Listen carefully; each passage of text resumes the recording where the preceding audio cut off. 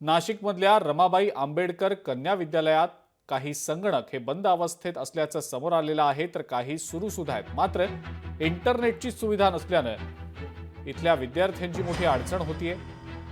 ICT अंतर्गत या शाळेला संगणक मिळाले खरे, मात्र 2 वर्ष त्यांचा मेंटेनन्सच करण्यात आला आणि त्यानंतर ते बंद अवस्थेत आहेत. तर संगणक शिक्षकाची नियुक्ती सुद्धा रद्द करण्यात आलेली आहे. याबाबत शाळेच्या प्रशासनाकडनं कुणीही बोलण्यास तयार नाही.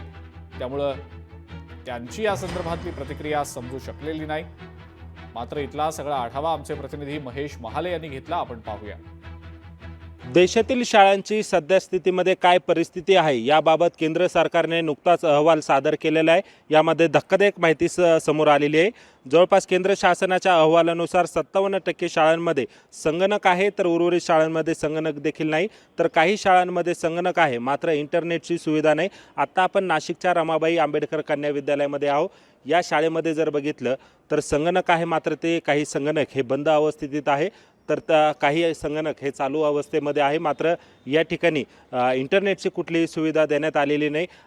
ICTच्या अंतर्गत या ठिकाणी हे कम्प्युटर या शाळेला मिळालेले होते. मात्र या शाळेला हे कम्प्युटर मिळाल्यानंतर या शाळेला देखील कम्प्युटर शिक्षक देण्यात आलेला होता, संगणक शिक्षक देण्यात आलेला होता. मात्र त्याची नियुक्ती देखील ही रद्द करण्यात आलेली. त्यामुळे आधुनिक काळामध्ये जर या विद्यार्थ्यांकडे बघितलं तर आता विद्यार्थी या आधुनिक तंत्रज्ञानापासून कुठेतरी दूर असल्याचं आपल्याला बघायला मिळतं. या शाळेची आम्ही पडताळणी केली तर हे धक्कादायक वास्तव समोर आलेलं आहे.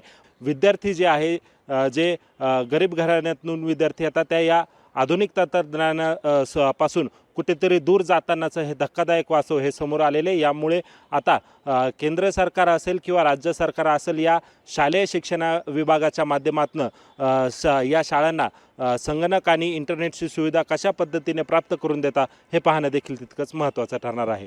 महेश माले, लोकशाही मराठी, नाशिक. लोकशाही मराठी ऐका, पहा, जागरूक रहा.